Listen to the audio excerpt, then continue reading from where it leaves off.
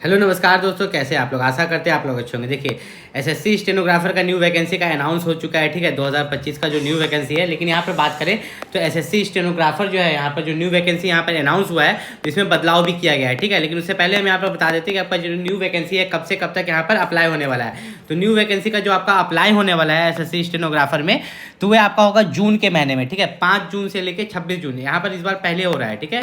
इसका अप्लाई 5 जून से लेकर 26 जून तक यहाँ पर अप्लाई किया जाएगा एसएससी स्टेनोग्राफर का न्यू वैकेंसी 2025 में, ठीक है। और इसका एग्जाम डेट की बात करें तो 6 अगस्त से लेके 11 अगस्त, ठीक है। 6 अगस्त से लेके 11 अगस्त के बीच में इसका यहाँ पर एग्जाम लिया जाएगा। मतलब अगर हम देखें तो जून में ही एसएससी का जितना भी वैकेंसी है लगभग फॉर्म फिलअप होगा और अगस्त सितंबर अक्टूबर में इसका एग्जाम लिया जा रहा है। तो एसएससी स्टेनोग्राफर की बात करें तो इसके लिए जो यहाँ पर एज लिमिट मांगा गया है, तो एज लिमिट की अगर बात करें तो देखिए, जितने भी बच्चे यहाँ पर जनरल कैटेगरी से है, ठीक है, तो सी ग्रेड के लिए उनको जो एज लिमिट चाहिए 18 से 30 साल, और डी ग्रेड के लिए जो चाहिए वो 18 से 27 साल, ठीक है, 18 से 27 साल। और एज जो काउंट होगा आपका 1/8/2025 को। लेकिन एक चीज़ का याद रखिएगा, ओबीसी को 3 साल का रिलैक्सेशन है और एससी एसटी को 5 साल का, जो कि यहाँ पर दिया गया है, ठीक है।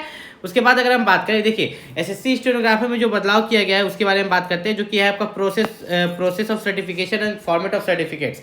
मतलब कि फॉर्म अप्लाई का जो लास्ट डेट रहेगा, ठीक है, फॉर्म अप्लाई का अगर देखिए स्टेनोग्राफर का जो आपका लास्ट डेट है यहाँ पर कैलेंडर के हिसाब से आपका 26 जून, क्या है 26 जून। तो 26 जून से पहले, 26 जून 2025 से पहले आपका कास्ट सर्टिफिकेट बन जाना चाहिए, ठीक है। किन बच्चों का, ध्यान से समझो। देखिए यहाँ पर जो है जितने भी बच्चे यहाँ पर ओबीसी कैटेगरी से, ठीक है, जितने भी बच्चे यहाँ पर ओबीसी कैटेगरी से एससी एसटी या ईडब्ल्यूएस, ठीक है, यहाँ पर दिया हुआ भी है, बिलोंग करते हैं, तो उन सभी को यहाँ पर सेंट्रल लेवल कास्ट सर्टिफिकेट जमा करना पड़ता है। कैसा, सेंट्रल लेवल कास्ट सर्टिफिकेट उनके पास होना चाहिए। डीवी के समय मांगता है, लेकिन नियम यह है कि जिस दिन आप फॉर्म अप्लाई कर रहे हैं या फॉर्म अप्लाई का जो लास्ट डेट है उससे पहले आपके पास होना चाहिए। ये जो कास्ट सर्टिफिकेट है ये 2 तरह का होता है, एक होता है स्टेट लेवल का, एक होता है सेंट्रल लेवल। दोनों अलग अलग बनता है आपके ब्लॉक से, ठीक है। तो यहाँ पर जो लगता है हम लोगों का सेंट्रल लेवल वाला, स्टेट लेवल वाला नहीं लगता। तो आपको सेंट्रल लेवल वाला बनवाना है, वो भी जॉब के लिए, ठीक है, एक एजुकेशनल पर्पस के लिए बनता है, वो वाला नहीं बनवाना है। आप चेक कर लीजिए फिलहाल आपके पास अभी यहाँ पर कौन वाला है, ठीक है। स्टेनोग्राफर में बात करें तो अगर आप 12 पास है तो आप अप्लाई कर सकते हैं, ठीक है। अगर आप सिर्फ 12 पास है तो आप यहाँ पर अप्लाई कर सकते हैं। और आपको इसमें जो एग्जाम होता है कोई भी मैथ नहीं आता है, ठीक है, याद रखिएगा, इसमें मैथ नहीं पूछा जाता है। इसका क्या सिलेबस होता है हम आपको बताएंगे, सब कुछ डिटेल में, आपको चिंता करने की जरूरत नहीं। देखिए ये इसका पुराना नोटिफिकेशन है जिससे हम आपको डिटेल दे रहे हैं। नया नोटिफिकेशन जो है आपका जून में निकलने वाला है।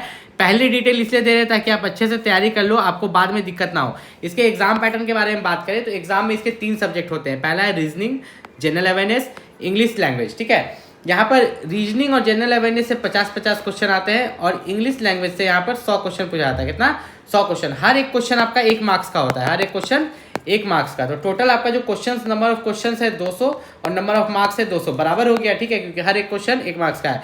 समय आपको 2 घंटा का मिलता है, मतलब 120 मिनट, ठीक है, 120 मिनट मिलता है 200 क्वेश्चन आपको बनाने के लिए। लेकिन यहाँ पर अगर हम देखें नेगेटिव मार्किंग, तो नेगेटिव मार्किंग जो है आपका 0.25 है, मतलब जो आपका 4 गलत पर 1 मार्क्स, ठीक है। यहाँ पर देखिए नेगेटिव मार्किंग 0.25 है, मतलब 4 क्वेश्चन गलत कीजिएगा तो 1 मार्क्स कटेगा। इसमें मैथ नहीं होता है, याद रखिएगा, स्टेनोग्राफर में मैथ नहीं होता है। लेकिन इसके बदले एक चीज़ होता है, वो क्या चीज़ होता है, हम लोग थोड़ा सा नीचे चलते हैं, डिटेल में बात करते हैं। उसके बदले आपका स्किल टेस्ट होता है। स्किल टेस्ट का मतलब होता है, देखिए यहाँ पर डी ग्रेड इंग्लिश के लिए, ठीक है, D grade stenographer D grade English के लिए आपको 50 मिनट का समय मिलता है, ठीक है। स्टेनोग्राफर डी ग्रेड मतलब होता क्या है, पहले आपको समझा देते हैं। जब जो बच्चों को पता ही नहीं होगा वो सोचेंगे क्या बोल रहे हैं सर, क्या नहीं बोल रहे, उनका भेजा में कुछ घुसेगा ही नहीं।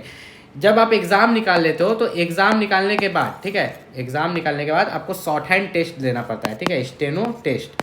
अब ये स्टेनो टेस्ट क्या होता है, स्टेनो टेस्ट सिंपल भाषा में समझिए, जैसे आप टेस्ट देने के लिए गए तो मैं बोलूँगा कि आपको यहाँ पर मैं आपको 2 ग्रेड है, ठीक है, एक आपका ग्रेड सी, क्या है, ग्रेड सी, एक आपका ग्रेड डी। तो ग्रेड सी के लिए मैं आपको 100 वर्ड्स पर मिनट बोलूँगा, ठीक है, 100 वर्ड्स जो है आपको पर मिनट बोलूँगा, और ग्रेड डी के लिए 80 वर्ड्स पर मिनट, ठीक है। तो ऐसे 10 मिनट तक बोलेंगे, तो 10 मिनट तक बोलेंगे तो ये वाला आपका 1000 वर्ड हो गया, ठीक है, और ये वाला हो गया 800 वर्ड। कितना, 800 वर्ड। तो ग्रेड डी के लिए हो गया 800 वर्ड्स और ग्रेड सी के लिए हो गया 1000 वर्ड। अब इसमें से जो है आपका गलती, मिस्टेक्स ज़्यादा नहीं होना चाहिए, याद रखिएगा, आपका जो मिस्टेक्स है वो ज़्यादा नहीं होना चाहिए।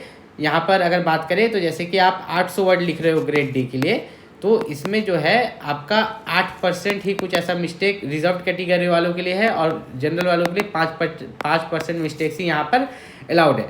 अब यहाँ पर अगर बात करें तो जब आप लिख लेते हो इतना सारे वर्ड्स तो आपको उसको कंप्यूटर पर लिखना रहता है फिर, ठीक है। आप अपना जो स्टेनो लैंग्वेज है, जैसे एम को आप इस तरह से लिखते हो, जैसे कि एम है तो अपने कॉपी में जब लिखते हो पेंसिल से तो ऐसे लिखते हो, ठीक है। अरे ये काम नहीं कर रहा, ऐसे करके। जब आप एन लिखते हो तो एन को आप जो लिखते हो ऐसे करके, फिर आप अगर एनजी लिखते हो तो एनजी को थोड़ा ऐसे करके लिखते हो। तो इस तरह करके आप स्टेनो लैंग्वेज लिखते हो, फिर इसी को देख के आप वहाँ पर वर्ड्स लिखते हो, इसी को देख के आप वहाँ पर टाइप करते हो फिर कंप्यूटर पर, जिसके लिए आपको समय दिया जाता है। इंग्लिश वाले को 50 मिनट का समय, ठीक है। ग्रेड डी में हिंदी वालों को 65 मिनट्स का समय, ग्रेड सी वाले इंग्लिश को 40 मिनट का, ग्रेड सी वाले हिंदी को 55 मिनट का। इतना बताने के बाद भी अगर आपको कोई डाउट है एसएससी स्टेनोग्राफर में तो आप नीचे कमेंट करके पूछ सकते हो। एसएससी स्टेनोग्राफर के लिए जो बेस्ट बुक आता है वो आता है आपका यहाँ पर किरण पब्लिकेशन का और अरिहंत पब्लिकेशन का, ठीक है। तो अगर आप एसएससी स्टेनोग्राफर की तैयारी कर रहे हो तो बुक का लिंक मैंने नीचे डिटेल में दे दिया, वहाँ से जाके आप परचेस कर सकते हो और तैयारी कर सकते हो, क्योंकि जून में फॉर्म निकलने वाला है, अगस्त में आपका एग्जाम होने वाला है। तो जो बेस्ट बुक है जिसको पढ़ के बच्चे पास हुए हैं वो मैंने नीचे डिस्क्रिप्शन लिंक में दे दिया, वहाँ से जाकर परचेस कर लो। मिलता है अगले वीडियो में, तब तक के लिए नमस्कार।